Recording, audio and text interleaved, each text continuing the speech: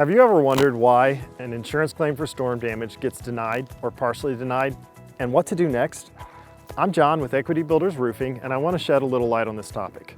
We just wrapped up construction on this brand new roof replacement. This started with the insurance company approving the back slope for replacement, but denying anything on the front slope. But the insurance carrier did exactly what they were supposed to do. Came out, documented damage, and provided an estimate. We work as an advocate for you, the homeowner, and in this case, we were able to provide proper construction practice, all relevant codes, and availability materials, and negotiate with the insurance company, and came to an agreement for a full roof replacement. We want to be your advocate too. If you are interested in a complimentary inspection for storm damage, or if you've recently had a claim denied and you'd like for us to take a second look, call us, text us, or visit our website at equitybuildersroofing.com.